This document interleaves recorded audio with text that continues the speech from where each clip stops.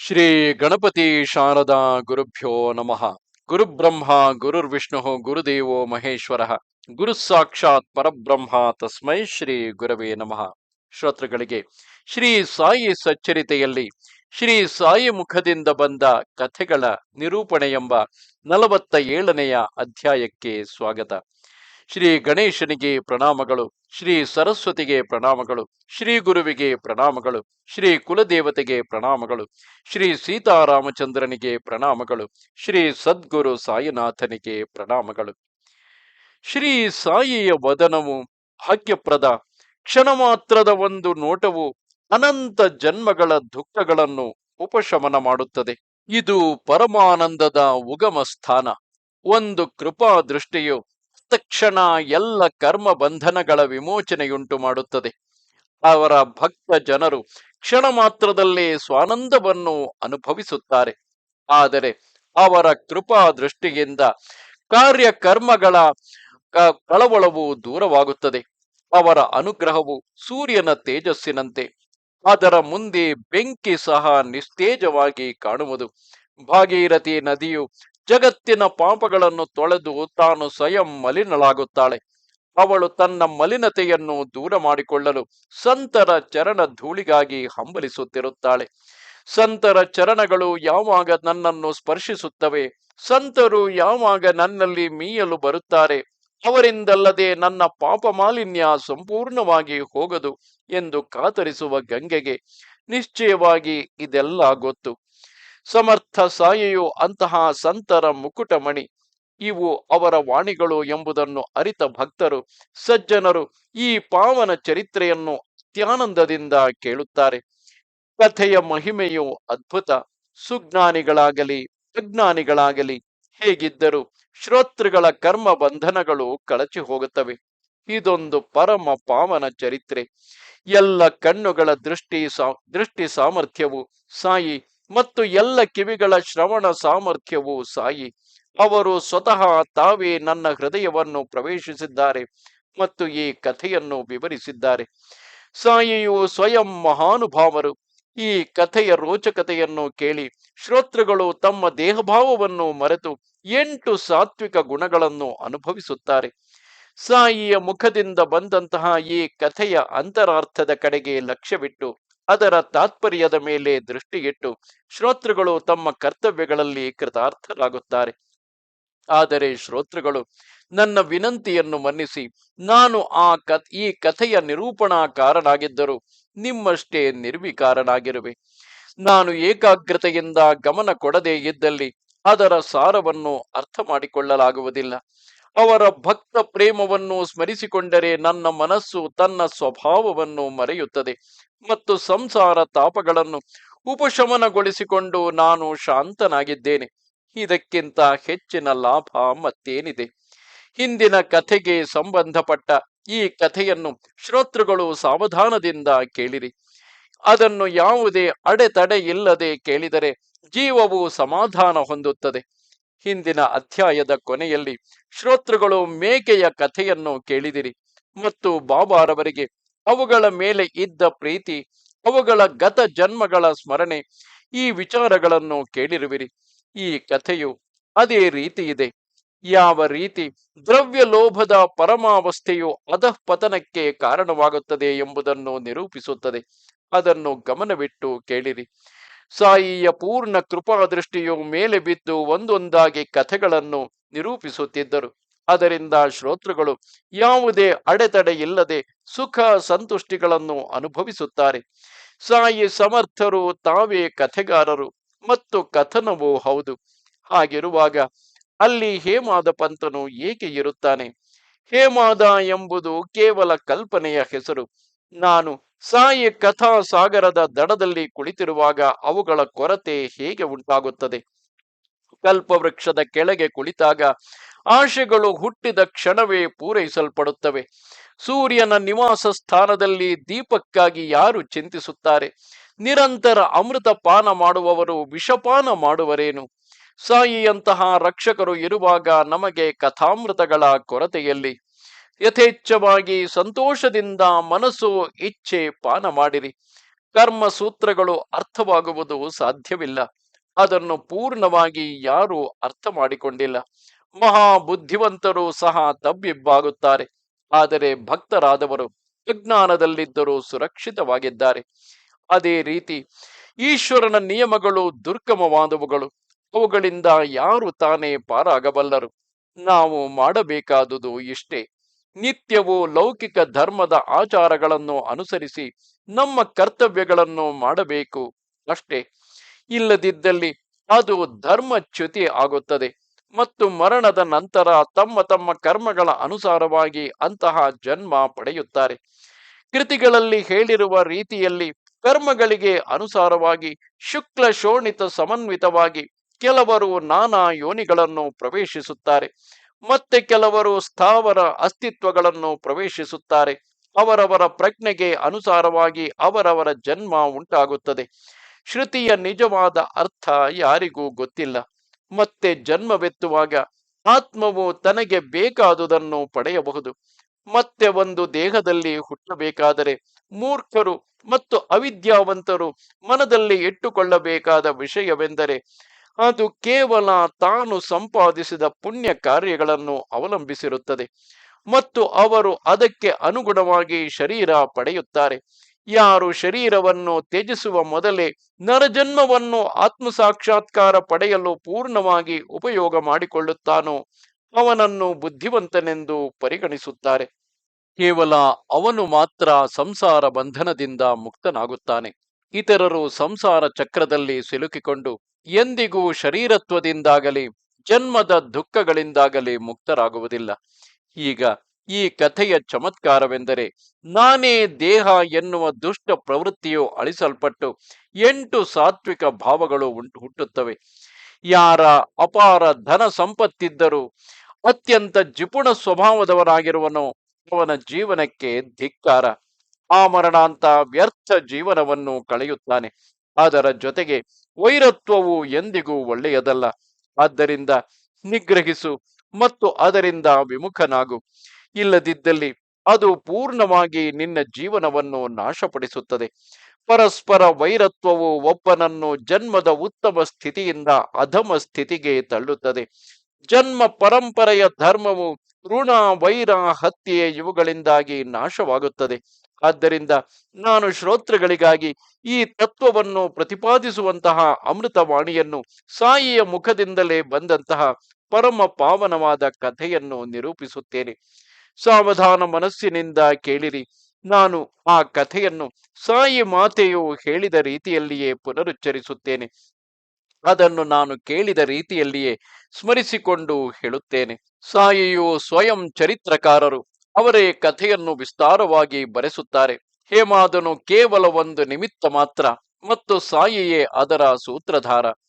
ಒಂದು ದಿನ ಪ್ರಾತಃ ಕಾಲ ಬೆಳಿಗ್ಗೆ 8 ಗಂಟೆಯ ವೇಳೆಗೆ ನಿತ್ಯದಂತೆ ಬೆಳಗಿನ ಉಪಹಾರವನ್ನು ಸ್ವೀಕರಿಸಿ ನಾನು ವಾಯುವಿಹಾರಕ್ಕೆ ಹೊರಟೆನು. ನಡೆದು ದಣಿವಾಗಿ ನಾನು ಒಂದು ನದಿಯ ದಡವನ್ನು ತಲುಪಿದೆ. ನಾನು ನದಿಯಲ್ಲಿ ಸ್ನಾನ ಮಾಡಿ ಅಂತರಂಗದಲ್ಲಿ ಉಲ್ಲಾಸಗೊಂಡೆನು. ಆ ನದಿಯು ಅದೆಷ್ಟು ದೊಡ್ಡದಿತ್ತು! ಅದು ರಾಹತಾದಲ್ಲಿರುವ ನದಿಯಷ್ಟು ಇತ್ತು. ನೀರು ನದಿಯಿಂದ ಉಕ್ಕಿ ಬರುವಂತಿತ್ತು ಮತ್ತು ಅದರ ದಡಗಳಲ್ಲಿ ಜೋಂಡು ಯಥೇಚ್ಛವಾಗಿ ಬೆಳೆದಿತ್ತು. ಅಲ್ಲೊಂದು ಕಾಲುದಾರಿಯಿತ್ತು ಮತ್ತು ಗಾಡಿಗಳಿಗಾಗಿ ಒಂದು ರಸ್ತೆಯೂ ಇತ್ತು. ಅದರ ದಡದಲ್ಲಿ ಮರಗಳ ತೋಪಿತ್ತು. ಅದು ಉತ್ಕೃಷ್ಟವಾದ ನೆರಳು ನೀಡುತ್ತಿತ್ತು. ಅಲ್ಲಿ ಮಂದ ಮಂದವಾಗಿ ಬೀಸುತ್ತಿದ್ದ ತಂಗಾಳಿಯು ನನ್ನ ಮನಸ್ಸಿಗೆ ಆನಂದ ತಂದಿತು. ಆ ಮರಗಳ ತೋಪಿನ ನೆರಳಿನಲ್ಲಿ ಪ್ರಕೃತಿಯನ್ನು ನೋಡುತ್ತಾ ಆರಾಮಾಗಿ ಕುಳಿತುಕೊಂಡೆ. ನಾನು ಒಂದು ದಮ್ಮು ಎಳೆಯಲು ಚಿಲುಮೆಯನ್ನು ಇನ್ನೇನು ತುಂಬಿಸಬೇಕು. ನಂತರ ಅದಕ್ಕಾಗಿ ಒತ್ತೆ ಬಟ್ಟೆ ಹೊಂದಿಸುವ ಯೋಚನೆಯಲ್ಲಿದ್ದೆ. ಒಂದು ಕಪ್ಪೆಯು ಒಟಗುಟ್ಟುವುದು ಕೇಳಿಸಿತು. ನೀರಿನ ಹತ್ತಿರ ಕಪ್ಪೆಗಳು ಸದಾ ಇರುವುದು ಅಚ್ಚರಿಯೇನಲ್ಲ. ಆದ್ದರಿಂದ ನಾನು ಒಂದು ಬಟ್ಟೆಯನ್ನು ಒದ್ದೆ ಮಾಡಿ ಹಿಂದಿರುಗಿದನು ಮತ್ತು ಬೆಂಕಿ ಹೊತ್ತಿಸಲು ಚಕಮಕಿ ಕಲ್ಲನ್ನು ಕೈಯಲ್ಲಿ ತೆಗೆದುಕೊಂಡೆನು. ಆ ಚಕಮಕಿ ಕಲ್ಲನ್ನು ಉಜ್ಜಿದಾಗ ಒಂದು ಕಿಡಿ ಹೊರಟಿತು. ಅದರಿಂದ ಚಿಲುಮೆಯನ್ನು ಹೊತ್ತಿಸಿಕೊಂಡೆ. ಎಲ್ಲವೂ ಸಿದ್ಧವಾಯಿತು. ಆಗ ಒಬ್ಬ ದಾರಿಹೋಕನು ಬಂದು ನನಗೆ ನಮಸ್ಕರಿಸಿ ನನ್ನ ಹತ್ತಿರ ಕುಳಿತುಕೊಂಡನು. ನಮ್ರ ಭಾವದಿಂದ ಆ ಚಿಲುಮೆಯನ್ನು ನನ್ನಿಂದ ತನ್ನ ಕೈಗಳಿಗೆ ತೆಗೆದುಕೊಂಡು ಹೇಳಿದನು. ನೀನು ಬಹಳ ದೂರ ಪ್ರಯಾಣ ಮಾಡಿ ಬಂದಂತೆ ಕಾಣುತ್ತದೆ. ಮಸೀದಿಯು ಇಲ್ಲಿಂದ ದೂರಗಿದೆ. ನೀನು ಅಲ್ಲಿಗೆ ಹೋಗುವ ವೇಳೆಗೆ ಬಿಸಿಲಿರುತ್ತದೆ. ನನ್ನ ಮನೆಯ ನನ್ನ ಮನೆಯು ನದಿಯ ಆ ಕಡೆ ಇದೆ. ಚಿಲುಮೆ ಸೇದಿದ ನಂತರ ಅಲ್ಲಿಗೆ ಹೋಗೋಣ. ನೀನು ಅಲ್ಲಿ ಊಟ ಮಾಡಿ ಸ್ವಲ್ಪ ವಿಶ್ರಾಂತಿ ಪಡೆಯಬಹುದು. ಅನಂತರ ಸೂರ್ಯನು ಸ್ವಲ್ಪ ಕೆಳಗೆ ಬಂದ ಮೇಲೆ ನೀನು ಆರಾಮವಾಗಿ ಹಿಂತಿರುಗಬಹುದು. ನಾನು ಸಹ ನಿನ್ನ ಜೊತೆ ಬರುತ್ತೇನೆ. ಈ ರೀತಿ ಆ ದಾರಿಹೋಕನು ಹೇಳಿದ ನಂತರ ಚಿಲುಮೆಯನ್ನು ಸೇದಲು ಗೌರವಪೂರ್ವಕವಾಗಿ ನನಗೆ ಕೊಟ್ಟನು. ಆ ಸಮಯದಲ್ಲಿ ಆ ಕಪ್ಪೆಯು ಜೋರಾಗಿ ದೈನ್ಯತೆಯಿಂದ ಒಟಗುಟ್ಟಲು ಪ್ರಾರಂಭಿಸಿತು. ಅದಕ್ಕೆ ದಾರಿಹೋಕನು ಅಳುತ್ತಿರುವವರು ಯಾರೆಂದು ಕೇಳಿದನು. ಅದಕ್ಕೆ ನಾನು ಹೇಳಿದೆ, ನದಿಯ ದಡದಲ್ಲಿ ಒಂದು ಕಪ್ಪೆಯು ತನ್ನ ಪೂರ್ವ ಕರ್ಮಗಳ ಫಲವಾಗಿ ಅತಿಯಾದ ಸಂಕಟಕ್ಕೆ ಸಿಲುಕಿತ್ತು. ಕೇಳು, ನಾನು ಆ ಕಥೆಯನ್ನು ಹೇಳುತ್ತೇನೆ. ನಾವು ಪೂರ್ವ ಜನ್ಮದಲ್ಲಿ ಬಿತ್ತಿದುದನ್ನು ಈ ಜನ್ಮದಲ್ಲಿ ಅನುಭವಿಸಬೇಕು. ಎಲ್ಲರೂ ತಮ್ಮ ತಮ್ಮ ಕರ್ಮಗಳ ಫಲವನ್ನು ಆದರ ಪೂರ್ವಕವಾಗಿ ಅನುಭವಿಸಲೇಬೇಕು. ಅದರ ಬಗ್ಗೆ ರೋಧಿಸುವುದರಿಂದ ಏನೂ ಉಪಯೋಗವಿಲ್ಲ. ಅದನ್ನು ಕೇಳಿ ಆ ದಾರಿಹೋಕನು ಚಿಲುಮೆಯನ್ನು ನನ್ನ ಕೈಗಳಿಗೆ ಕೊಟ್ಟು ಅಲ್ಲಿಂದ ಹೊರಟನು. ಹೋಗುವ ಮೊದಲು, ನಾನು ಹೋಗಿ ನೋಡಿ ಹಿಂದಕ್ಕೆ ಬರುತ್ತೇನೆ ಎಂದು ಹೇಳಿದನು. ಅದು ನಿಜವಾಗಿಯೂ ಕಪ್ಪೆಯೋ ಅಥವಾ ಬೇರೆ ಏನಾದರೂ ಪ್ರಾಣಿಯೋ, ಅದಕ್ಕೆ ಏನು ದುಃಖವಿದೆ? ನಾನೇ ಸ್ವತಃ ನೋಡಿ ಶಂಕೆಯನ್ನು ಪರಿಹರಿಸಿಕೊಳ್ಳುತ್ತೇನೆ. ಇದನ್ನು ನೋಡಿ ಇದು ತನ್ನ ಆಶೆ ಎಂದು ತಿಳಿದು ನಾನು ಹೇಳಿದೆನು, ಹೋಗು, ನೋಡಿ ಹಿಂತಿರುಗಿ ಬಾ. ಒಂದು ಕಪ್ಪೆಯು ಒಂದು ದೊಡ್ಡ ಹಾವಿನ ಬಾಯಲ್ಲಿ ಸಿಲುಕಿಕೊಂಡಿತ್ತು. ಅದಕ್ಕಾಗಿ ಅದು ಅಳುತ್ತಾ ಇದೆ. ಅವು ಎರಡು, ಅಂದರೆ ಆ ಕಪ್ಪೆ ಮತ್ತು ಹಾವು, ಮಹಾ ದುಷ್ಟರಾಗಿದ್ದರು. ಅವರ ಪೂರ್ವ ಜನ್ಮದ ಪಾಪಗಳು ಭಯಂಕರವಾಗಿದ್ದವು. ತಮ್ಮ ಕರ್ಮಗಳ ಫಲವನ್ನು ಅನುಭವಿಸಲು ಮತ್ತೊಂದು ದೇಹವನ್ನು ಪಡೆದು ಬಂದಿದ್ದವು. ನಾನು ಈ ಅಭಿಪ್ರಾಯವನ್ನು ತಿಳಿಸಿದ ಮೇಲೆ ದಾರಿಹೋಕನು ಆ ಜಾಗಕ್ಕೆ ಹೋಗಿ ಅಲ್ಲಿ ನಡೆಯುತ್ತಿದ್ದುದನ್ನು ಪ್ರತ್ಯಕ್ಷವಾಗಿ ನೋಡಿ ಹಿಂತಿರುಗಿದನು. ಅವನು ನಿಜ ಸಂಗತಿಯನ್ನು ದೃಢೀಕರಿಸಿದನು. ಹಾವು ಕಾಳ ಸರ್ಪದ ರೀತಿ ದೊಡ್ಡ ಬಾಯುಳ್ಳದ್ದಾಗಿತ್ತು. ಕಪ್ಪೆಯು ಬಹಳ ಭಯಭೀತಿಗೊಂಡು ಹಾವಿನಿಂದ ತಿನ್ನಲ್ಪಡುವುದೆಂದು ಹೆದರಿತ್ತು. ಅವನಿಗೆ 1 ಗಂಟೆ, ಅರ್ಧ ಗಂಟೆ ಆಯಸ್ಸು ಇದೆಯಷ್ಟೇ. ಇನ್ನು ಸರ್ಪದ ಬಾಯಿಗೆ ಆಹುತಿಯಾಗುತ್ತದೆ. ಇದೆಂತಹ ವಿಚಿತ್ರ ಕರ್ಮಗತಿ! ಇನ್ನೊಂದು ಕ್ಷಣದಲ್ಲಿ ಅದು ನಿಶ್ಚಿತವಾಗಿಯೂ ಅಲ್ಲಿ ಇರುವುದಿಲ್ಲ. ಅನಂತರ ನಾನು ಅವನಿಗೆ ಹೇಳಿದೆ, ಅವನು ಹೇಗೆ ಅವನನ್ನು ಕೊಲ್ಲಲು ಸಾಧ್ಯ? ಮತ್ತೇನು, ನಾನು ಅದರ ತಂದೆ ಇಲ್ಲಿರುವೆನು. ಹಾಗಿದ್ದಲ್ಲಿ ನಾನೇಕೆ ಇಲ್ಲಿರಬೇಕು? ನಾನು ನನ್ನ ನಿವಾಸ ಸ್ಥಾನವನ್ನು ಬಿಟ್ಟು ಇಲ್ಲಿಗೆ ಬಂದಿರುವಾಗ ಕಪ್ಪೆಯನ್ನು ಆಹಾರವಾಗಲು ಬಿಡುವೆನೇನು? ನಾನು ಅದನ್ನು ಹೇಗೆ ಬಿಡಿಸುವೆ? ಈ ಹೋರಾಟವು ಮುಗಿದ ಮೇಲೆ ನಾವು ನಮ್ಮ ನಮ್ಮ ಮನೆಗಳಿಗೆ ಹಿಂತಿರುಗೋಣ. ಹೋಗು, ಹೋಗು, ಚಿಲುಮೆಯನ್ನು ಮತ್ತೊಮ್ಮೆ ತುಂಬಿಸು. ಅನಂತರ ಹಾವು ಏನು ಮಾಡುತ್ತದೋ ನೋಡೋಣ. ಚಿಲುಮೆಯನ್ನು ಕೂಡಲೇ ಸಿದ್ಧಪಡಿಸಲಾಯಿತು. ದಾರಿಹೋಕನು ತಾನೇ ಅದನ್ನು ಹೊತ್ತಿಸಿ ಜೋರಾಗಿ ದಮ್ಮು ಎಳೆದನು. ಅನಂತರ ನನಗೆ ನೀಡಿದನು. ನಾನು ಅದನ್ನು ಸೇದಲು ನನ್ನ ಕೈಗಳಲ್ಲಿ ತೆಗೆದುಕೊಂಡೆನು. ನಾನು 1-2 ದಮ್ಮು ಎಳೆದು ಆ ದಾರಿಹೋಕನನ್ನು ಜೊತೆಗೆ ಕರೆದುಕೊಂಡು ಆ ಹಸಿರು ಹುಲ್ಲಿನ ಪೊದೆಯ ಹತ್ತಿರ ಹೋಗಿ ಆ ನಿರ್ದಿಷ್ಟ ಸ್ಥಾನವನ್ನು ತಲುಪಿದನು. ಆ ಸರ್ಪವನ್ನು ಮತ್ತೆ ನೋಡಿ ದಾರಿಹೋಕನು ಗಾಬರಿಯಾದನು. ಅದೆಷ್ಟು ಭಾರಿಯಾಗಿದೆ, ಅವನು ಹೇಳಿದನು, ಮತ್ತು ಭೀತಿಯಿಂದ ನನ್ನನ್ನು ಹಿಡಿದುಕೊಂಡನು. ಅವನು ಹೇಳಿದನು, ಇನ್ನು ಮುಂದಕ್ಕೆ ಹೋಗಬೇಡ. ಸರ್ಪವು ನಮ್ಮ ಕಡೆಗೆ ಬರುತ್ತದೆ. ನಾವು ಓಡಿ ಹೋಗಲು ನಿಶ್ಚಯಿಸಿದರೆ ಈ ಸ್ಥಳವು ಬಹಳ ಕಿರಿದಾಗಿದೆ. ಬೇಡ, ಅಲ್ಲಿಗೆ ಹೋಗಬೇಡ. ಈ ದೃಶ್ಯವನ್ನು ನೋಡಿ ದಾರಿಹೋಕನಿಗೆ ಜೀವ ಭಯ ಉಂಟಾಯಿತು. ಅನಂತರ ಅವರಿಬ್ಬರ ಶತ್ರುತ್ವದ ಬಗೆಗಿನ ಈ ಉಪದೇಶವನ್ನು ಕೇಳು. ಅರೆ ಬಾ ವೀರಭದ್ರಪ್ಪ, ನಿನ್ನ ಶತ್ರು ಬಸಪ್ಪನು ಇನ್ನೂ ಸಹ ಅನುತಾಪ ಪಟ್ಟಿಲ್ಲವೇ? ಅವನು ಕಪ್ಪೆಯಾಗಿ ಹುಟ್ಟಿದ್ದರೂ ಸಹ ನೀನೂ ಸಹ ಸರ್ಪಯೋನಿಯಲ್ಲಿ ಹುಟ್ಟಿದ್ದರು ಕಹಿ ಭಾವ ಮತ್ತು ವೈರತ್ವವನ್ನು ಇನ್ನೂ ಇಟ್ಟುಕೊಂಡಿರುವೆ. ಈಗಲಾದರೂ ನಾಚಿಕೆ ಪಟ್ಟುಕೋ. ನಿನ್ನ ಶತ್ರುತ್ವವನ್ನು ತ್ಯಜಿಸಿ ಸಮಾಧಾನದಿಂದ ಇರು. ನನ್ನ ಮುಖದಿಂದ ಈ ಮಾತುಗಳು ಬರುತ್ತಿದ್ದ ಹಾಗೆಯೇ ಹಾವು ಕಪ್ಪೆಯನ್ನು ಬಿಟ್ಟು ಬೇಗನೆ ಆಳವಾದ ನೀರಿನೊಳಗೆ ಹೊರಟು ಹೋಯಿತು. ಅದು ಅಲ್ಲಿಂದ ಅದೃಶ್ಯವಾಯಿತು.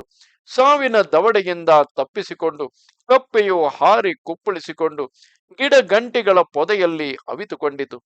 ಆ ದಾರಿಹೋಕನು ಆಶ್ಚರ್ಯಚಕಿತನಾದನು. ಅವನು ಹೇಳಿದನು, ನನಗೆ ಏನು ಅರ್ಥವಾಗಲಿಲ್ಲ. ನೀನು ಮಾತನಾಡಿದ ಕೂಡಲೇ ಅದು ಹೇಗೆ ಸರ್ಪವು ಕಪ್ಪೆಯನ್ನು ಬಿಟ್ಟು ಹೊರಟು ಹೋಯಿತು? ಅದು ಹೇಗೆ ಹಾವು ಸಹ ತಾನೇ ಅಡಗಿಕೊಂಡಿತು?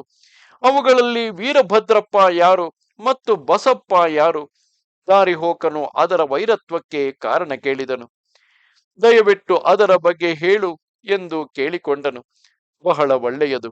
ನಾವು ಹೋಗಿ ಮರದ ಕೆಳಗಡೆ ನೆರಳಲ್ಲಿ ಕುಳಿತುಕೊಳ್ಳೋಣ ಮತ್ತು ಚಿಲುಮೆಯನ್ನು ಮತ್ತೊಮ್ಮೆ ಸೇದೋಣ ಎಂದು ಹೇಳಿದೆನು. ಅನಂತರ ನಾನು ನಿನ್ನ ಕುತೂಹಲವನ್ನು ತೃಪ್ತಿಪಡಿಸುತ್ತೇನೆ ಮತ್ತು ನಂತರ ನನ್ನ ಸ್ವಸ್ಥಳಕ್ಕೆ ಹೋಗುತ್ತೇನೆ. ನಾವಿಬ್ಬರು ಮರಗಳ ಹತ್ತಿರ ಹೋದೆವು ಮತ್ತು ದಟ್ಟವಾದ ನೆರಳಿನಲ್ಲಿ ಕುಳಿತೆವು. ಮೃದುವಾದ ತಂಗಾಳಿಯು ಬೀಸುತ್ತಿತ್ತು. ನಾವು ಮತ್ತೆ ಚಿಲುಮೆಯನ್ನು ಹಚ್ಚಿದೆವು. ದಾರಿಹೋಕನು ಅದನ್ನು ಮೊದಲು ಸೇದಿ ನಂತರ ನನಗೆ ಕೊಟ್ಟನು. ಅದನ್ನು ಸೇದುತ್ತಾ ಸೇದುತ್ತಾ ನಾನು ಆ ದಾರಿಹೋಕನಿಗೆ ಈ ಸುಂದರವಾದ ಕಥೆಯನ್ನು ಹೇಳಿದೆನು. ಅಲ್ಲೊಂದು ಪವಿತ್ರ ಸ್ಥಾನವು ನನ್ನ ವಾಸಸ್ಥಾನದಿಂದ 2 ಅಥವಾ 3 ಕೋಸು ದೂರದಲ್ಲಿದ್ದು ಅದು ಸನಾತನವು ಮಹಿಮಾ ಸಂಪನ್ನವೂ ಆಗಿತ್ತು. ಅದೊಂದು ಹಳೆಯ ಶಿಥಿಲವಾದ ಮಹಾದೇವನ ಮಂದಿರವಾಗಿತ್ತು. ಅದನ್ನು ಜೀರ್ಣೋದ್ಧಾರ ಮಾಡಬೇಕೆಂದು ಪ್ರತಿಯೊಬ್ಬರೂ ಅಭಿಪ್ರಾಯಪಟ್ಟಿದ್ದರು. ಆ ಉದ್ದೇಶಕ್ಕಾಗಿ ಬಹಳ ಚಂದ ಹಣವನ್ನು ವಸೂಲಿ ಮಾಡಲಾಯಿತು. ಸಾಕಷ್ಟು ಹಣವನ್ನು ಸಂಗ್ರಹಿಸಲಾಗಿತ್ತು. ಪೂಜೆ ಮತ್ತಿತರ ವಿಧಿವಿಧಾನಗಳಿಗೆ ಸಿದ್ಧತೆ ಮಾಡಲಾಗಿತ್ತು ಮತ್ತು ವಿವರವಾದ ರೂಪುರೇಖೆಯನ್ನು ಹಾಕಲಾಗಿತ್ತು. ಒಬ್ಬ ಶ್ರೀಮಂತ ಸ್ಥಳೀಯನನ್ನು ವ್ಯವಸ್ಥಾಪಕನನ್ನಾಗಿ ನೇಮಿಸಲಾಗಿತ್ತು. ಹಣವನ್ನು ಅವನ ಸುಪರ್ದಿಗೆ ಕೊಟ್ಟಿದ್ದರು ಮತ್ತು ಅವನಿಗೆ ಪೂರ್ಣ ಜವಾಬ್ದಾರಿಯನ್ನು ವಹಿಸಿದ್ದರು. ಅವನು ಪ್ರತ್ಯೇಕವಾದ ಮತ್ತು ಸ್ವತಂತ್ರವಾದ ಲೆಕ್ಕಾಚಾರ ಇಡಬೇಕಾಗಿತ್ತು ಮತ್ತು ಅಲ್ಲಿ ಸಂಗ್ರಹಿಸಲಾದ ನಗದು ವಹಿವಾಟನ್ನು ದಾಖಲಿಸಬೇಕಾಗಿತ್ತು. ಅವನು ಕೆಲಸವನ್ನು ಪ್ರಾಮಾಣಿಕವಾಗಿ ಚ್ಯುತಿ ಬಾರದಂತೆ ನಡೆಸಬೇಕಾಗಿತ್ತು. ಆದರೆ ಅವನು ಸ್ವಭಾವತಃ ಕೃಪಣನಾಗಿದ್ದನು. ಅವನು ಯಾವುದೇ ನಷ್ಟವನ್ನು ಭರಿಸಲಾಗದಂತೆ ತನ್ನ ಕರ್ತವ್ಯವನ್ನು ಮಾಡುತ್ತಿದ್ದನು. ಆದುದರಿಂದ ಆ ಕೆಲಸ ಮಾಡಿ ಮುಗಿಸಲು ಸಾಧ್ಯವಾಗಲಿಲ್ಲ. ಪೂರ್ತಿ ಹಣವನ್ನು ಖರ್ಚು ಮಾಡಿದ್ದರೂ ಸಹ ಕೆಲಸ ಕೇವಲ ಅರ್ಧ ಮಾತ್ರ ಪೂರೈಸಿತ್ತು. ಅವನು ತನ್ನ ಸ್ವಂತ ಹಣವನ್ನು ಮಾತ್ರ ಸ್ವಲ್ಪವೂ ಖರ್ಚು ಮಾಡಿರಲಿಲ್ಲ. ಒಂದು ಸಣ್ಣ ನಾಣ್ಯವನ್ನು ಸಹ. ಅವನೊಬ್ಬ ದೊಡ್ಡ ಸಾಹುಕಾರನಾಗಿದ್ದರೂ ಚಿಪುಣತನದ ಸಾಕಾರ ಸ್ವರೂಪವೇ ಆಗಿದ್ದನು. ಅವನು ಮಧುರವಾದ ಮಾತುಗಳಲ್ಲಿ ಸುಳ್ಳು ಹೇಳುತ್ತಿದ್ದನು, ಆದರೆ ಕಾರ್ಯತಃ ಏನೂ ಮಾಡುತ್ತಿರಲಿಲ್ಲ. ಆ ಧನಕ್ಕೆ ಚಂದ ನೀಡಿದವರು ಅವನ ಮನೆಯಲ್ಲಿ ಸಭೆ ಸೇರಿ ಕೇಳಿದರು, ನೀನು ಶ್ರೀಮಂತನಾದುದರ ಪ್ರಯೋಜನವೇನು? ನೀನು ಗಟ್ಟಿಯಾಗಿ ಹಣದ ಆಧಾರದಿಂದ ಶಿವ ದೇವಾಲಯದ ಜೀರ್ಣೋದ್ಧಾರವನ್ನು ಮಾಡದೇ ಇದ್ದರೆ ಆ ಕೆಲಸವು ಹೇಗೆ ತಾನೇ ಪೂರ್ಣಗೊಳ್ಳುತ್ತದೆ? ಅದನ್ನು ಯೋಚಿಸು. ನಾವು ಮತ್ತೊಮ್ಮೆ ಜನರಲ್ಲಿ ವಿನಂತಿಸಿಕೊಳ್ಳುತ್ತೇವೆ ಮತ್ತು ಇನ್ನೂ ಹೆಚ್ಚು ಚಂದ ಹಣ ವಸೂಲಿ ಮಾಡುತ್ತೇವೆ. ನಾವು ಎಲ್ಲ ಹಣವನ್ನು ನಿಮಗೆ ಕಳಿಸುತ್ತೇವೆ. ಈ ಕೆಲಸವು ಪೂರ್ಣಗೊಳ್ಳುವಂತೆ ನೋಡಿಕೊ. ಇನ್ನೂ ಮತ್ತೆ ಹಣ ಸಂಗ್ರಹ ಮಾಡಲಾಯಿತು.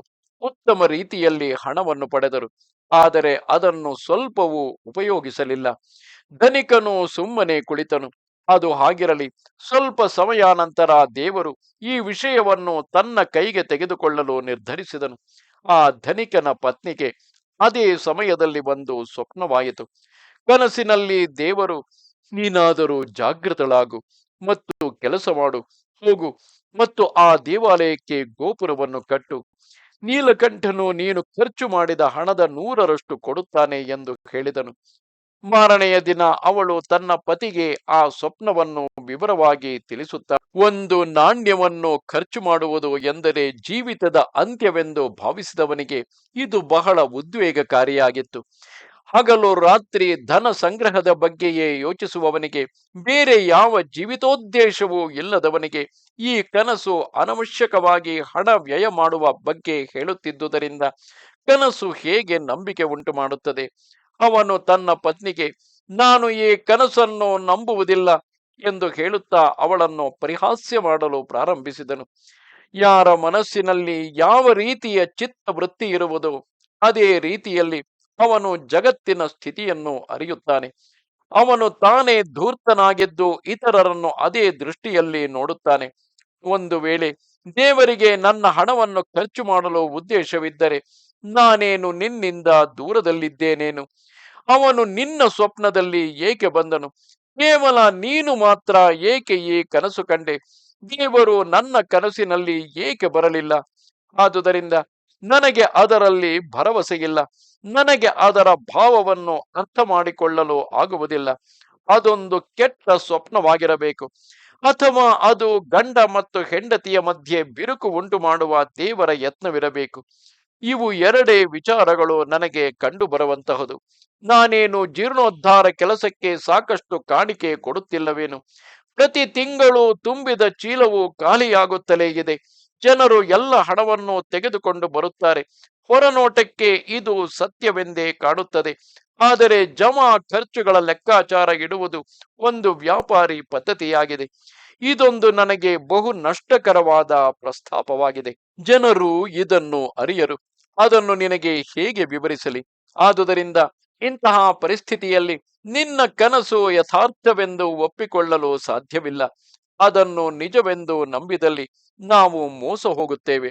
ನಿದ್ರಾ ಭಂಗದಲ್ಲಿ ಉಂಟಾಗುವ ಸ್ವಪ್ನವನ್ನು ಯಥಾರ್ಥವೆಂದು ನಂಬಲು ಸಾಧ್ಯವೇ? ಧನಿಕನು ಈ ರೀತಿ ಸಿದ್ಧಾಂತವನ್ನು ಮುಂದಿಟ್ಟನು.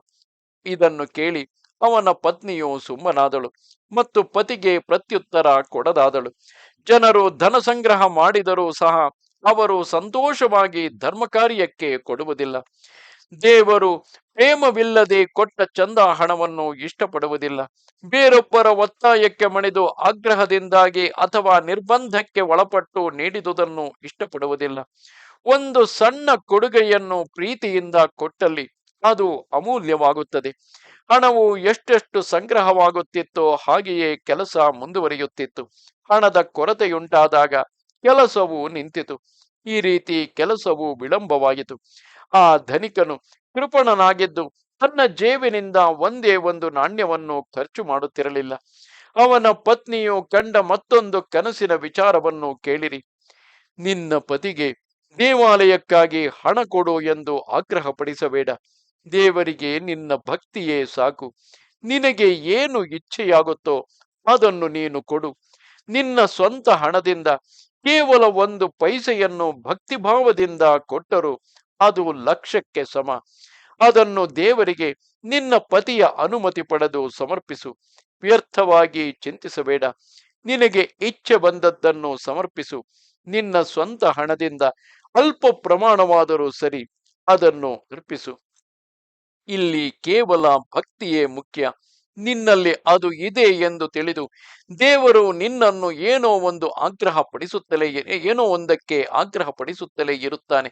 ಆದುದರಿಂದ ನಿನ್ನಲ್ಲಿ ಅಲ್ಪ ಮಾತ್ರ ಸಂಪತ್ತು ಇದ್ದಲ್ಲಿ ಅದನ್ನು ದಾನ ಮಾಡಿ ನಿಶ್ಚಿಂತಳಾಗಿರು. ಭಕ್ತಿಯಿಂದ ಕೊಡುವುದು ಅನುಚಿತವಾದುದು. ಭಕ್ತಿ ಇಲ್ಲದೆ ಕೊಡುವುದು ಅನುಚಿತವಾದುದು. ದೇವರು ಅದನ್ನು ಯತ್ಕಿಂಚಿತ್ತೂ ಇಷ್ಟಪಡುವುದಿಲ್ಲ. ಯಾವುದನ್ನೇ ಆಗಲಿ ಭಕ್ತಿ ಇಲ್ಲದೆ ನೀಡಿದಲ್ಲಿ ಅದು ಧೂಳಿನ ತರಹ ಬೆಲೆಯಿಲ್ಲದ್ದು ಮತ್ತು ಅಂತ್ಯದಲ್ಲಿ ವ್ಯರ್ಥವಾಗುತ್ತದೆ. ವಿಳಂಬವಿಲ್ಲದೆಯೇ ಈ ಅನುಭವವನ್ನು ಪಡೆಯಬಹುದು. ಅದು ಹಾಗಿರಲಿ. ಹೀಗೆ ಸ್ವಪ್ನ ಉಂಟಾದ ಮೇಲೆ ಅವಳು ತನ್ನ ತಂದೆಯು ಕೊಟ್ಟಿದ್ದ ಒಡವೆಗಳನ್ನೆಲ್ಲ ಮಾರಲು ನಿಶ್ಚಯಿಸಿ ದೇವರ ಇಚ್ಛೆಯನ್ನು ಪರಿಪೂರ್ಣ ಮಾಡಲು ನಿಶ್ಚಯಿಸಿದಳು. ಅನಂತರ ಅವಳು ತನ್ನ ನಿರ್ಧಾರವನ್ನು ತನ್ನ ಪತಿಗೆ ತಿಳಿಸಿದಳು. ಅವನು ಅದನ್ನು ಕೇಳಿ ಅಂತರಂಗದಲ್ಲಿ ಉದ್ವಿಗ್ನನಾದನು. ಎಲ್ಲಿ ದುರಾಸೆಯು ಇರುವುದೋ ಅಲ್ಲಿ ಏನನ್ನು ತಾನೇ ನಿರೀಕ್ಷಿಸಲು ಸಾಧ್ಯ? ಅಲ್ಲಿ ದೈವ ಚಿಂತನೆ, ಧರ್ಮ ಮತ್ತು ನೀತಿಯ ವಿಚಾರಗಳಿಲ್ಲ. ಅವನು ಯೋಚಿಸಿದನು, ಇದೆಂತಹ ಮೂರ್ಖತನ! ಅವಳು ನಿಜವಾಗಿಯೂ ಭ್ರಾಂತಿಯ ವಶಳಾಗಿದ್ದಾಳೆ. ಅವಳ ಒಡವೆಗಳನ್ನು ಬೆಲೆ ಕಟ್ಟಿಸಿ ಅದರ ಬೆಲೆಯನ್ನು 1,000 ರೂಪಾಯಿಗಳನ್ನು ನಿಗದಿಪಡಿಸಿ ಭೂಮಿಯನ್ನು ಅವಳ ಹೆಸರಿಗೆ ವರ್ಗಾಯಿಸಬೇಕು. ಅವನು ಆ ಒಡವೆಗಳನ್ನು ತಾನೇ ಖರೀದಿಸಿದನು. ಅದರ ಹಣಕ್ಕೆ ಬದಲಾಗಿ ತನ್ನ ಪತ್ನಿಗೆ ಒಂದು ಬಂಜರು ಭೂಮಿಯ ತುಂಡನ್ನು ಕೊಟ್ಟನು. ಅದನ್ನು ಅವನಿಗೆ ಭೋಗ್ಯಕ್ಕೆ ಹಾಕಲಾಗಿತ್ತು. ಅದು ಪಾಳು ಬಿದ್ದ ಜಮೀನಾಗಿತ್ತು. ಮಳೆಗಾಲದಲ್ಲೂ ಯಾವುದೇ ಬೆಳೆಯೂ ಆಗುತ್ತಿರಲಿಲ್ಲ. ಅವನು ತನ್ನ ಪತ್ನಿಗೆ ಹೇಳಿದನು, ಇದನ್ನು ಪಿನಾಕಪಾಣಿ ಅಂದರೆ ಶಿವನಿಗೆ ಅರ್ಪಿಸು. 1,000 ರೂಪಾಯಿ ಬೆಲೆ ಬಾಳುವ ಈ ಜಮೀನನ್ನು ದೇವರಿಗಾಗಿ ದಾನ ಕೊಟ್ಟರೆ ಕನಸಿನಲ್ಲಿ ಬಂದು ನಿನಗೆ ಹೇಳಿದ ಅವನು ಪ್ರಸನ್ನನಾಗಿ ನೀನು ನಿನ್ನ ಋಣದಿಂದ ಮುಕ್ತಳಾಗುವೆ. ಅದು ಹಾಗಿರಲಿ. ತನ್ನ ಪತಿಯ ವಚನಗಳನ್ನು ಒಪ್ಪಿಕೊಂಡು ಆ ಕೃಪಣನ ಪತ್ನಿಯು ಆ ಜಮೀನನ್ನು ಪ್ರೇಮ ಭಾವದಿಂದ ಶಂಕರನನ್ನು ಸಂತೋಷಪಡಿಸಲು ದಾನ ಮಾಡಿದಳು. ನಿಜವಾಗಿಯೂ ಡುಬಕಿ ಎಂಬ ಮಹಿಳೆಯು ಅದರ ಸ್ವಂತ ಹಕ್ಕುಗಳನ್ನು ಹೊಂದಿದ್ದಳು. ಆಕೆಯು ಅದನ್ನು ಆ ಧನಿಕನಿಗೆ 200 ರೂಪಾಯಿಗಳ ಸಾಲವನ್ನು ಪಡೆದು ಆ ಭೂಮಿಯನ್ನು ಭೋಗ್ಯಕ್ಕೆ ಕೊಟ್ಟಿದ್ದಳು. ಡುಬಕಿಯು ಒಬ್ಬ ಅನಾಥ ಹೆಂಗಸು. ಆ ಜಮೀನಿನ ಒಡತಿಯಾಗಿದ್ದಳು. ಅವಳು ಆರ್ಥಿಕ ಸಂಕಟದಲ್ಲಿ ಸಿಲುಕಿ ಆ ಜಮೀನನ್ನು ಭೋಗ್ಯಕ್ಕೆ ಇಟ್ಟಿದ್ದಳು. ಆದರೆ ಧನಿಕನು ಮಹಾಲೋಭಿಯಾಗಿದ್ದನು.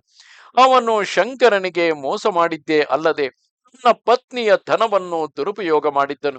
ಈ ಕಪಟ ಲಾಭದಿಂದ ಸುಖವನ್ನು ಅನುಭವಿಸಿದ್ದನು. ವಿಷಯ ಲಾಲಸೆಯು ಅತಿ ದುಷ್ಟವಾದುದು. ಅದು ವಿಷಯಾಸಕ್ತರನ್ನು ನಾಶ ಮಾಡುತ್ತದೆ. ಆದ್ದರಿಂದ ಜೀವಿತದ ಆಶೆಯುಳ್ಳವನು ಈ ವಿಷಯ ಪಾಶಗಳಿಂದ ಬಂಧಿತನಾಗಬಾರದು. ಶ್ರವಣ ಲಾಲಸೆಯಿಂದ ಜಿಂಕೆಯು ಮರಣ ಹೊಂದುತ್ತದೆ. ಸರ್ಪವು ತನ್ನ ತಲೆಯ ಮೇಲಿರುವ ಸುಂದರವಾದ ಮಣಿಯಿಂದಾಗಿ ಸಾಯುತ್ತದೆ. ಈ ರೀತಿಯ ಆಶೆಗಳ ಕುಸಂಗವು ಪರಿಣಾಮ ಉಂಟು ಮಾಡುತ್ತದೆ. ವಿಷಯ ಭೋಗಗಳನ್ನು ಅನುಭವಿಸಲು ಧನದ ಅವಶ್ಯಕತೆ ಇದೆ. ಆದ್ದರಿಂದ ಅವುಗಳನ್ನು ಪಡೆಯಲು ಅಪಾರ ಪರಿಶ್ರಮ ಪಡಬೇಕು.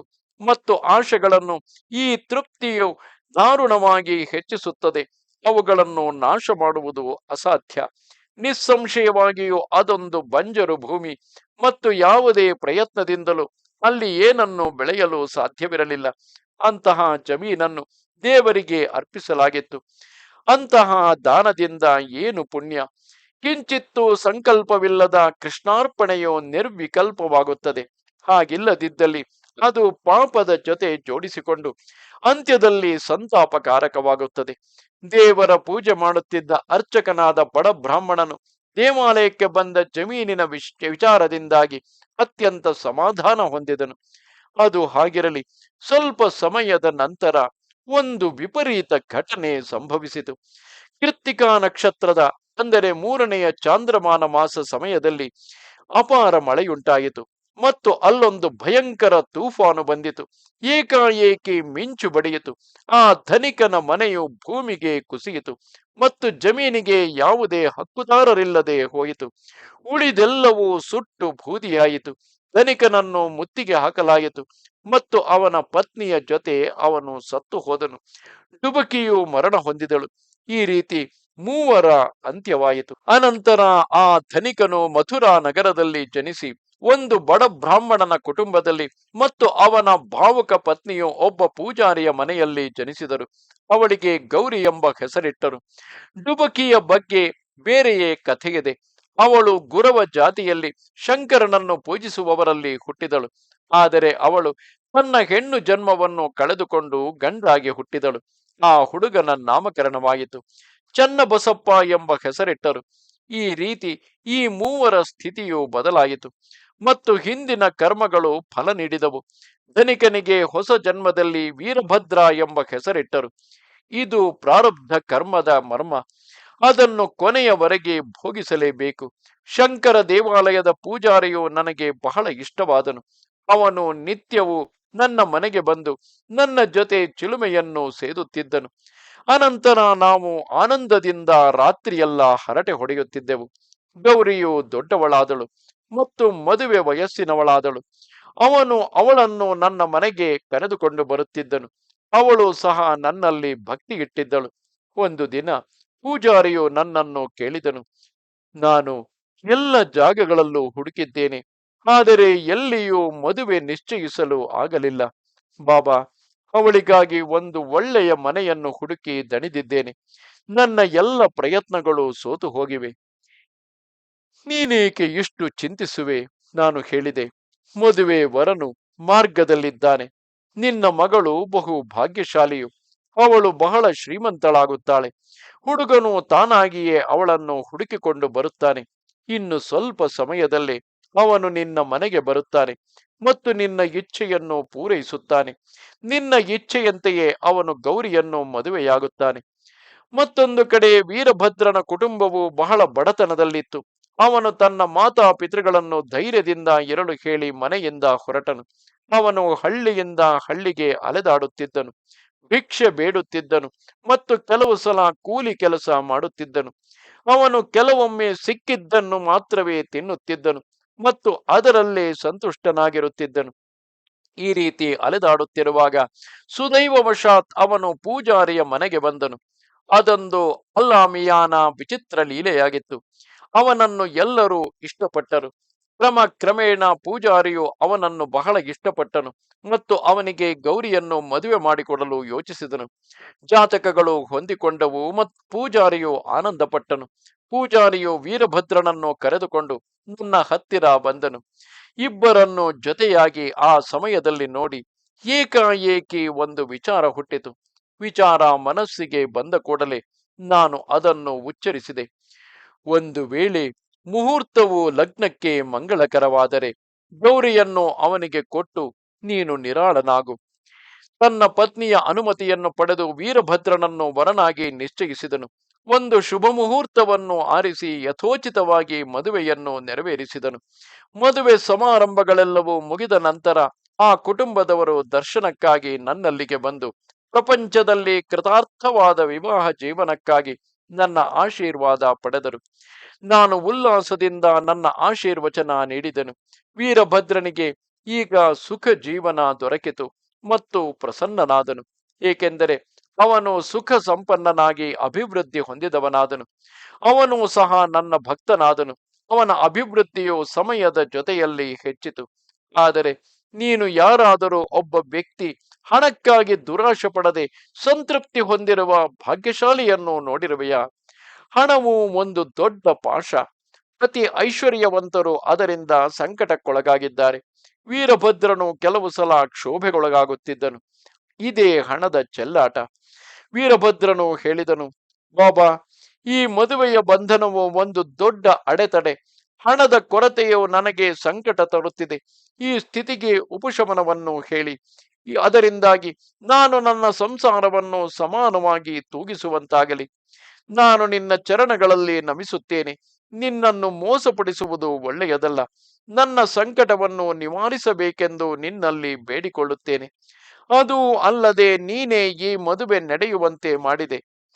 ನಾನು ಅವನಿಗೆ ತುಂಬಾ ಸುಬೋಧೆಯನ್ನು ಮಾಡಿದೆ ಮತ್ತು ಪ್ರೀತಿಯಿಂದ ಆಶೀರ್ವದಿಸಿದೆ.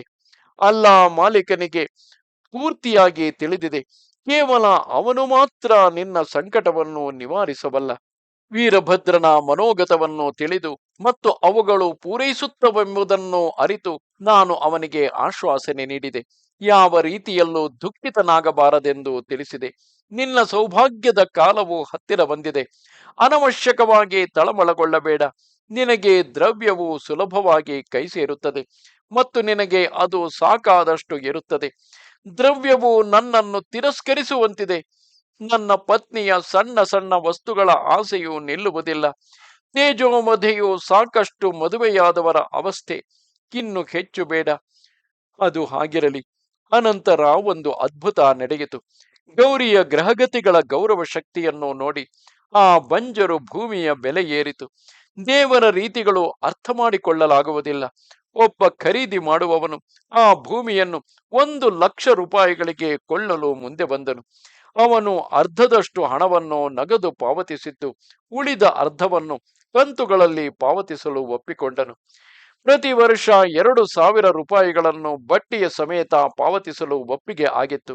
ಈ ರೀತಿ 25 ವರ್ಷಗಳಲ್ಲಿ ಗೌರಿಗೆ ಪೂರ್ತಿ ಹಣ ಸೇರುತ್ತಿತ್ತು. ಪ್ರತಿಯೊಬ್ಬರೂ ಈ ವಹಿವಾಟಿಗೆ ಒಪ್ಪಿಗೆ ನೀಡಿದರು. ಚನ್ನಬಸಪ್ಪ ಗುರವನು ಒಂದು ವಿಷಯವನ್ನು ಕೇಳಿದನು. ಶಂಕರನಿಗೆ ಅರ್ಪಿತವಾದ ಹಣವೆಲ್ಲದಕ್ಕೂ ಗುರವನು ಮೊದಲನೆಯ ಮಾಲೀಕನಾಗಿರುತ್ತಾನೆ. ಗುರವನಾಗಿ ನನ್ನ ಭಾಗಕ್ಕೆ ಬಡ್ಡಿಯ ಅರ್ಧ ಮೊತ್ತ ನನಗೆ ಸೇರಬೇಕು. ಅದಕ್ಕಿಂತ ಕಡಿಮೆಯಾಗಿ ನಾನು ಏನನ್ನೂ ಒಪ್ಪುವುದಿಲ್ಲ. ವೀರಭದ್ರನು ಏನನ್ನೂ ಕೊಡಲಿಲ್ಲ.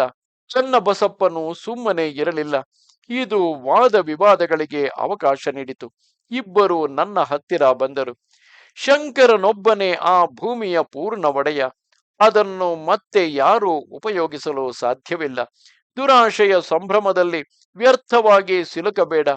ನಾನು ಇಬ್ಬರಿಗೂ ಹೇಳಿದೆನು, ಇದು ಶಂಕರನಿಗೆ ಅರ್ಪಿಸಿದ ಜಮೀನಿನ ಬೆಲೆ. ಗೌರಿಯಲ್ಲದೆ ಮತ್ತೆ ಯಾರಾದರೂ ಅದರ ಮೇಲೆ ಹಕ್ಕನ್ನು ಬೇಡಿದಲ್ಲಿ ಅವರಿಗೆ ಏನೂ ದೊರೆಯುವುದಿಲ್ಲ. ದೇವರ ಅಪ್ಪಣೆ ಇಲ್ಲದೆ ಮತ್ತೆ ಯಾರಾದರೂ ಈ ಹಣವನ್ನು ಮುಟ್ಟಿದಲ್ಲಿ ನಿಜವಾಗಿಯೂ ದೇವರ ಕೋಪಕ್ಕೆ ಕಾರಣರಾಗುತ್ತಾರೆ, ತಮ್ಮ ವಿನಾಶವನ್ನು ಆಹ್ವಾನಿಸುತ್ತಾರೆ. ಈ ಸಂಪತ್ತೆಲ್ಲವೂ ಸಂಪೂರ್ಣವಾಗಿ ದೇವರ ಸ್ವತ್ತು. ಪ್ರಭುತ್ವವು ಪೂಜಾರಿಯ ಮೇಲೆ ಅವಲಂಬಿತವಾಗಿದೆ. ಗೌರಿಯು ಅದಕ್ಕೆ ಸಂಪೂರ್ಣ ವಾರಸುದಾರಳು. ಮತ್ತೆ ಯಾರಿಗೂ ಯಾವ ಹಕ್ಕು ಇಲ್ಲ. ಇದು ಗೌರಿಯ ಸ್ವಂತ ಹಣವೇ ಆಗಿದೆ. ಆದುದರಿಂದ ನಾನು ಅವರಿಬ್ಬರಿಗೂ ಗೌರಿಯ ಪರವಾಗಿ ಹೇಳಿದೆ, ಅವಳ ಇಚ್ಛೆಯಂತೆ ನಡೆಯಿರಿ, ಅದರಿಂದ ನೀವು ಕೃತಾರ್ಥರಾಗುವಿರಿ. ಅವಳ ಇಚ್ಛೆಗೆ ವಿರುದ್ಧವಾಗಿ ನೀವೇನಾದರೂ ವರ್ತಿಸಿದರೆ ದೇವರು ರಾಜಿಯಾಗುವುದಿಲ್ಲ. ವೀರಭದ್ರಪ್ಪನಿಗೆ ಸ್ವತಂತ್ರ ವ್ಯವಹಾರ ಮಾಡಲು ಅಧಿಕಾರವಿಲ್ಲ. ಯಾವಾಗ ನಾನು ಸ್ಪಷ್ಟವಾಗಿ ಈ ವಿಷಯದಲ್ಲಿ ನನ್ನ ವಿಚಾರಗಳನ್ನು ತಿಳಿಸಿದೆನೋ ಆಗ ವೀರಭದ್ರನು ನನ್ನ ಮೇಲೆ ಕೋಪಗೊಂಡು ಬೈಗಳ ಮಳೆಯನ್ನೇ ಸುರಿಸಿದನು. ಅವನು ಹೇಳಿದನು, ಬಾಬಾ, ನನ್ನ ಪತ್ನಿಯ ಮಾಲೀಕತ್ವವನ್ನು ಸ್ಥಾಪಿಸಿ ನೀನು ಎಲ್ಲ ದ್ರವ್ಯವನ್ನು ನಿನ್ನ ಹಿತಕ್ಕಾಗಿ ಮಾಡಿಕೊಳ್ಳಬೇಕೆಂದು ಮನದಲ್ಲೇ ಯೋಚಿಸುತ್ತಿರುವೆ. ಈ ಮಾತುಗಳನ್ನು ಕೇಳಿ ನಾನು ಸ್ತಬ್ಧನಾದೆ. ಅಲ್ಲ ಮಿಯಾನ, ಕಾರ್ಯಗಳೆಲ್ಲವೋ ಅಗಾಧ. ಅನವಶ್ಯಕವಾಗಿ ಏಕೆ ಖೇದ ಪಡಲಿ? ವೀರಭದ್ರಪ್ಪನು ನನಗೆ ಈ ಬೈಗುಳಗಳನ್ನು ಹೇಳಿ ಬಹಳ ಕೋಪಗೊಂಡು ಮನೆಯಲ್ಲಿ ತನ್ನ ಪತ್ನಿಯ ಮೇಲೆ ಕೂಗಾಡಿದನು. ಅನಂತರ ಅವಳು ಮಧ್ಯಾಹ್ನ ನನ್ನ ದರ್ಶನಕ್ಕೆ ಬಂದಾಗ ನನ್ನಲ್ಲಿ ವಿನಯಪೂರ್ವಕವಾಗಿ ಪ್ರಾರ್ಥಿಸಿದಳು, ಬಾಬಾ, ಬೇರೊಬ್ಬರ ಮಾತುಗಳನ್ನು ಕೇಳಿ ನನ್ನ ಮೇಲೆ ಅವಕೃಪೆ ತೋರಬೇಡ. ನಾನು ನಿನ್ನಲ್ಲಿ ಮೊರೆಯಿಡುತ್ತೇನೆ. ಇನ್ನು ಮುಂದೆಯೂ ನನ್ನನ್ನು ನಿನ್ನ ಮಗಳ ರೀತಿ ಪ್ರೀತಿ ಮಾಡು. ಅವಳ ಈ ಮಾತುಗಳನ್ನು ಕೇಳಿ ನಾನು ಅವಳಿಗೆ ಪೂರ್ಣ ಭರವಸೆ ನೀಡಿದೆನು. ನಾನು ನಿನಗೆ ಸಪ್ತ ಸಾಗರಗಳು ಭರಿಸಲಾರದಷ್ಟು ಕೃಪೆ ಹರಿಸುತ್ತೇನೆ, ಖಿನ್ನಳಾಗಬೇಡ. ಅದೇ ದಿನ ರಾತ್ರಿ ಗೌರಿಬಾಯಿಯು ನಿದ್ರಿಸುತ್ತಿರುವಾಗ ಅವಳಿಗೆ ಒಂದು ಕನಸಾಯಿತು. ಶಂಕರನು ಅವಳ ಸ್ವಪ್ನದಲ್ಲಿ ದರ್ಶನ ನೀಡಿದನು. ಅವನು ಏನು ಹೇಳಿದನು ಎಂಬುದನ್ನು ಕೇಳಿರಿ. ನೋಡು, ಈ ಹಣವೆಲ್ಲವೂ ನಿನ್ನದೇ. ಯಾರಿಗೂ ಏನನ್ನು ಕೊಡಬೇಡ. ಅದರ ವ್ಯವಸ್ಥೆಯ ಬಗ್ಗೆ ನಾನು ನಿರ್ದೇಶನ ನೀಡುತ್ತೇನೆ. ಯಾವಾಗಲೂ ಅದೇ ರೀತಿ ಸದಾ ಕಾಲ ನಡೆಸಿಕೊಂಡು ಹೋಗು. ದೇವಾಲಯಕ್ಕಾಗಿ ಹಣವನ್ನು ಖರ್ಚು ಮಾಡು. ಚನ್ನಬಸಪ್ಪನು ಹೇಳುವ ರೀತಿಯಲ್ಲಿ ನಡೆ. ನನಗೆ ಅವನ ಮೇಲೆ ಭರವಸೆಯಿದೆ. ಇದು ರೂಢಿಯ ಆಚರಣೆಯಾಗಲಿ. ಹಣವನ್ನು ಬೇರೆ ಯಾವ ಉದ್ದೇಶಕ್ಕಾಗಿಯಾದರೂ ಉಪಯೋಗಿಸುವ ಅವಶ್ಯಕತೆ ಉಂಟಾದಲ್ಲಿ ಈ ಹಣವನ್ನು ಅವ್ಯವಸ್ಥೆಗೊಳಿಸಬೇಡ. ಆಗ ಮಸೀದಿಯ ಬಾಬಾರವರನ್ನು ಕೇಳದೆ ಯಾವುದೇ ವ್ಯವಸ್ಥೆ ಮಾಡಬೇಡ. ಗೌರಿಬಾಯಿಯು ನನಗೆ ಈ ದೃಷ್ಟಾಂತವನ್ನು ವಿವರವಾಗಿ ತಿಳಿಸಿದಳು. ನಾನು ಸಹ ಅವಳಿಗೆ ಆ ಕನಸಿನಲ್ಲಿ ಕೊಟ್ಟ ನಿರ್ದೇಶನವನ್ನು ಚಾಚು ತಪ್ಪದೆ ಪಾಲಿಸಲು ತಿಳಿಸಿದೆ. ನಿನಗೆ ಸೇರಿದ ಅಸಲನ್ನು ನಿನ್ನಲ್ಲೇ ಇಟ್ಟುಕೋ. ಬಡ್ಡಿಯ ಅರ್ಧ ಹಣವನ್ನು ಚನ್ನಬಸಪ್ಪನಿಗೆ ಕೊಡು. ಇದನ್ನು ನಿತ್ಯ ಪದ್ಧತಿ ಮಾಡಿಕೊಂಡು ಹೋಗು. ವೀರಭದ್ರನಿಗೂ ಇದಕ್ಕೂ ಯಾವ ಸಂಬಂಧವೂ ಇಲ್ಲ. ನಾವು ಈ ರೀತಿ ಮಾತನಾಡುತ್ತಿರುವಾಗ ಅವರಿಬ್ಬರು ಜಗಳವಾಡುತ್ತಲೇ ಅಲ್ಲಿಗೆ ಬಂದರು. ನಾನು ಅವರಿಬ್ಬರನ್ನು ಸಮಾಧಾನಪಡಿಸಲು ಬಹಳ ಉಪಾಯ ಮಾಡಬೇಕಾಯಿತು.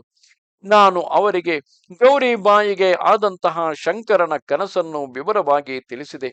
ಅದನ್ನು ಕೇಳಿದ ನಂತರ ವೀರಭದ್ರನು ಉನ್ಮತ್ತನಾದನು.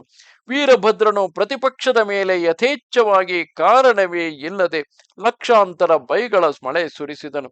ಅವನ ಬೈಗಳು ಯದ್ವಾ ತದ್ವಾ ಎದ್ದು ಮತ್ತೊಬ್ಬನನ್ನು ಭೀತಿಗೊಳಿಸಿ ಸಂದಿಗ್ಧ ಪರಿಸ್ಥಿತಿಗೆ ಒಳಪಡಿಸಿದವು. ಅವನು ಸಹ ಕೋಪೋದ್ರಿಕ್ತನಾಗಿ ಶಾಪಗಳನ್ನು ಬೈಗಳನ್ನು ಬಡಬಡಿಸಿದನು. ಅವನು ಹೇಳಿದನು, ನಿನ್ನನ್ನು ಎಲ್ಲಿ ನೋಡಿದರೂ ಅಲ್ಲಿಯೇ ಕೊಲ್ಲುವೆನು. ವೀರಭದ್ರನು ಉನ್ಮತ್ತನಾಗಿ ಚನ್ನಬಸಪ್ಪನನ್ನು ನೋಡುತ್ತಾ ಹೇಳಿದನು, ನಾನು ನಿನ್ನನ್ನು ಚೂರು ಚೂರು ಮಾಡಿ ತಿಂದು ಹಾಕುತ್ತೇನೆ. ಚನ್ನಬಸಪ್ಪನು ಭಯಗ್ರಸ್ತನಾದನು. ಅವನು ನನ್ನ ಪಾದಗಳನ್ನು ಗಟ್ಟಿಯಾಗಿ ಹಿಡಿದು ಪ್ರಾರ್ಥಿಸಿದನು, ನನ್ನನ್ನು ಸಂಕಟ ಮುಕ್ತನನ್ನಾಗಿ ಮಾಡಿ. ಅನಂತರ ನಾನು ಅವನಿಗೆ ಅಭಯವನ್ನಿತ್ತೆನು. ಆಗ ನಾನು ದೀನನಾದ ಚನ್ನಬಸಪ್ಪನಿಗೆ ಧೈರ್ಯದಿಂದ ಇರಲು ಹೇಳಿದೆನು. ನೀನು ವೀರಭದ್ರಪ್ಪನ ಕೈಯಲ್ಲಿ ಸಾಯಲು ನಾನು ಬಿಡುವುದಿಲ್ಲ. ಅದು ಹಾಗಿರಲಿ. ಅನಂತರ ವೀರಭದ್ರನಿಗೆ ಒಂದು ವಾತದ ಸನ್ನಿಯುಂಟಾಗಿ ಮರಣ ಉಂಟಾಯಿತು. ಈ ರೀತಿ ವೀರಭದ್ರನ ಅಂತ್ಯವಾಯಿತು. ಅವನು ಸರ್ಪ ಯೋನಿಯಲ್ಲಿ ಮತ್ತೆ ಹುಟ್ಟಿದನು. ಈ ರೀತಿ ಅವನ ದೇಹದ ಆಕಾರ ಬದಲಾಯಿತು. ಚನ್ನಬಸಪ್ಪನು ಭಯಪೀಡಿತನಾದನು ಮತ್ತು ಭಾವೋದ್ವೇಗದಿಂದಲೇ ಮರಣ ಹೊಂದಿದನು. ಅವನು ಕಪ್ಪೆಯಾಗಿ ಪುನರ್ಜನ್ಮ ಪಡೆದನು. ಇದೇ ಇವರ ಕಥೆ. ಪೂರ್ವಜನ್ಮದ ವೈರತ್ವದಿಂದಾಗಿ ವೀರಭದ್ರನು ಸರ್ಪವಾಗಿ ಹುಟ್ಟಿ ದುರ್ಧರವಾದ ಕಪ್ಪೆಯ ಯೋನಿಯಲ್ಲಿ ಹುಟ್ಟಿದ ಚನ್ನಬಸಪ್ಪನನ್ನು ಹಿಂಬಾಲಿಸಿದನು. ಕೊನೆಯಲ್ಲಿ ವೀರಭದ್ರನು ಅವನನ್ನು ಹಿಡಿದನು. ಆ ಬಡಪಾಯಿ ಚನ್ನಬಸಪ್ಪನು ಕಪ್ಪೆಯಾಗಿ ಹಾವಾಗಿರುವ ವೀರಭದ್ರನ ಕೈ ಬಾಯಲ್ಲಿ ಸಿಕ್ಕಿಬಿದ್ದನು. ಅವನ ಆಕ್ರಂದನವನ್ನು ಕೇಳಿ ನನಗೆ ಅನುಕಂಪ ಉಂಟಾಯಿತು. ಹಿಂದೆ ನೀಡಿದ ವಚನಗಳನ್ನು ಸ್ಮರಿಸಿ ನಾನು ಚನ್ನಬಸಪ್ಪನನ್ನು ಹಾವಿನ ಬಾಯಿಂದ ರಕ್ಷಿಸಿ ನನ್ನ ಮಾತನ್ನು ಉಳಿಸಿಕೊಂಡೆ. ಅಲ್ಲಾನು ಭೀತಿಗ್ರಸ್ತರಾದ ತನ್ನ ಭಕ್ತರ ಸಂಕಟ ಸಮಯದಲ್ಲಿ ಧಾವಿಸಿ ಬರುತ್ತಾನೆ. ಅವನು ತನ್ನ ಭಕ್ತರನ್ನು ರಕ್ಷಿಸಲು ನನ್ನನ್ನು ಕಳುಹಿಸಿದ್ದಾನೆ. ಇದೇ ನಿನ್ನ ಪ್ರತ್ಯಕ್ಷ ಅನುಭವ. ವೀರಭದ್ರನನ್ನು ಓಡಿಸಲಾಯಿತು. ಚನ್ನಬಸಪ್ಪನನ್ನು ಈ ಸಂಕಟದಿಂದ ದಾಟಿಸಲಾಯಿತು. ಇದೆಲ್ಲವೂ ದೇವರ ಲೀಲೆ. ಅದು ಹಾಗಿರಲಿ. ಈಗ ಚಿಲುಮೆಯನ್ನು ತುಂಬಿಸು. ಸೇದಿದ ಮೇಲೆ ನಾನು ನನ್ನ ಸ್ವಂತ ಧಾಮಕ್ಕೆ ಹಿಂತಿರುಗುತ್ತೇನೆ. ನೀನು ನಿನ್ನ ಧಾಮಕ್ಕೆ ಹೋಗಬಹುದು, ನನ್ನನ್ನು ಸ್ಮರಿಸಿ. ಈ ರೀತಿ ನುಡಿದ ನಂತರ ನಾನು ಚಿಲುಮೆಯನ್ನು ಸೇದಿದೆನು. ಸತ್ಸಂಗದಲ್ಲಿ ಸುಖಪಟ್ಟು ನಾನು ನಡೆಯುತ್ತಾ ಮನೆಗೆ ಹಿಂತಿರುಗಿದೆನು. ನಾನು ಪರಮಾನಂದ ಪಟ್ಟೆನು. ಎಲ್ಲರಿಗೂ ಶುಭವಾಗಲಿ. ಸಂತರು ಮತ್ತು ಸಜ್ಜನರಿಂದ ಪ್ರೇರಿತನಾದ ಭಕ್ತ ಹೇಮಾದ ಪಂತನು ರಚಿಸಿದ ಶ್ರೀ ಸಾಯಿ ಸಮರ್ಥ ಸಚ್ಚರಿತೆಯ ಶ್ರೀ ಸಾಯಿ ಮುಖದಿಂದ ಬಂದ ಕಥೆಗಳ ನಿರೂಪಣೆ ಎಂಬ 47ನೆಯ ಅಧ್ಯಾಯವು ಇಲ್ಲಿಗೆ ಮುಗಿಯಿತು. ಶ್ರೀ ಸಮರ್ಥ ಸದ್ಗುರು ಸಾಯಿನಾಥರ ಚರಣಗಳಿಗೆ ಸಮರ್ಪಣವಾಗಲಿ. ಸನ್ಮಂಗಳವಾಗಲಿ. ನಮಸ್ತೆ ಶಾರದೆ ದೇವಿ ಕಾಶ್ಮೀರ ಪುರವಾಸಿನಿ ತ್ವಾಮಹಂ ಪ್ರಾರ್ಥಯೇ ನಿತ್ಯಂ ವಿದ್ಯಾದಾನಂಚ ದೇಹಿಮೆ. ನಮಸ್ಕಾರ.